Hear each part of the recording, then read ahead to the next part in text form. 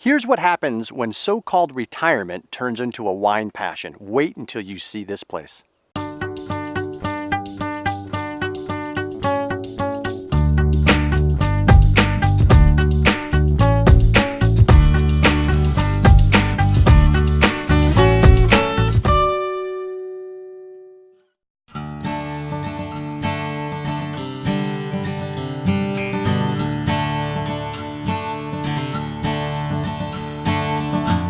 Well, Barry, I'm absolutely thrilled to be able to share this story, and thank you for having us out today.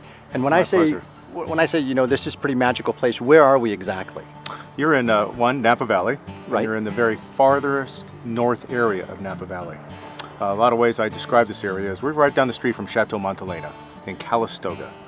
But we're surrounded by three sides of mountains. Okay. And so it's beautiful to be here and be at this end of the valley.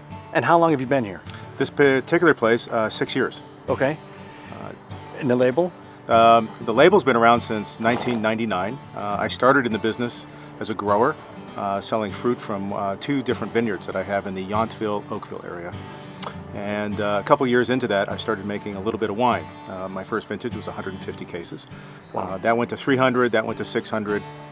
Today we make almost 10,000 cases for Tamber Bay. And I've gone from one wine to now 14 different wines. Sounds like you might have a problem. Yes, I've been told that many times. Well, what I'm interested in learning is kind of that path that brought you here from an East Coast side, and born and not raised necessarily out there, but how does someone from the East Coast fall in love with this place? Not hard to imagine, but how did that happen? So my parents were Northeasterners. They're from Boston, both, and both their families during the month of August, as a lot of people do on the East Coast, go find a place to kind of hang out for the summer, at least for a month or two. Okay.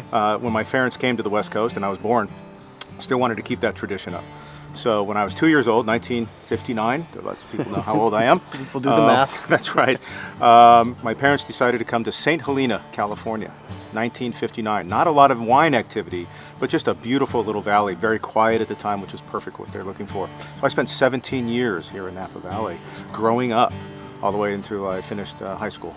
And then you finished high school, went to college. So in college was an interesting thing. And college, I drank alcohol, wine, like most people, for volume, until my senior year.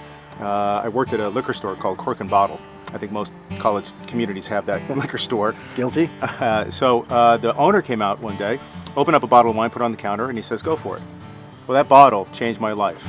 It was a 1974 Beaulieu Vineyards George Latour. Wow. It's one of the most epic wines made out here in Napa Valley. He just pulled it off the shelf, said, "Go ahead and do it." It changed my life. It was one of those aha moments. And how old were you? I was probably 21, so it was my last year in college. Wow. So I was pretty fortunate that. Now, I didn't drink any wine before that, right? Because I was just turning 21 Sure. in college. Right, exactly. But from that point, I was very interested in wine. My father asked me when I was 25 years old to build a wine cage, and I did that for him, and I built one for myself. So I started collecting wine. Started collecting Bordeaux wines when I was 30, but at the time I was pursuing a career in corporate America in Silicon Valley, and so that kind of prohibited me to get into the business in any formal fashion. Right. Then But you could still use a lot of your wine knowledge in the business. Well, I would call myself and other people as a professional consumer, Okay. where you learn as much as you can about it in the ways you can.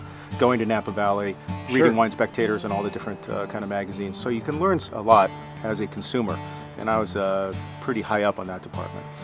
And then you exit the tech side of things, and you decided, I'm going to now have the opportunity to live wherever I want to live. I did, and that's the decision process I made. A lot of people think about what their next job is or what next golf course they're going to play. I decided to make a lifestyle choice and decided to come up here in Napa Valley. I did a lot of research beyond where I stayed in St. Helena and chose the Yountville-Oakville area. I've enjoyed those wines out of there. I think it's one of the richest area for wine production, Right. and for the flavors that we can get out of the soils. So I purchased two different properties. Both have vineyards, one small, one big. Okay. And that kind of got me in the business. But at the time, I was only growing this for other wineries. So my first customers were Beringer, Franciscan, Domaine Chandon. Those were them. In 2001, I took a little bit of the fruit off the vines and made 150 cases of wine. Friends and family. Right. But that went so well. I made 300 the next year, 600 the next year, and I kind of found myself kind of being in the business. And were you Based upon your profile and the wine experience you had thus far, were you after a certain flavor profile, or were you after a certain typicity? Anything that was resonating with you? So I chose certainly Napa Valley, and through my parents, and my original bottle that was my epiphany was about Cabernet. Okay. And Napa Valley is about Cabernet, and a lot of us will argue that the Oakville-Yountville area probably makes some of the best Cabernet on the planet. And the equestrian theme that we see. So I do long distance horse racing. These are 50 to 100 mile races, all done within one day and one horse. The horses are well taken care of. We have vet checks all through the day, and you could be disqualified if your horse is even just cross-eyed for any horse or reason. But our horses are pretty phenomenal athletes, and I really think about that from the standpoint that they got to carry my big butt all over 100 miles. They are phenomenal athletes. Well, cheers to that. Very good. What an amazing time today at Tamber Bay. You have to see this property. Fantastic wine, great people, and some animals that are just truly spectacular. Thank you so much for all your support.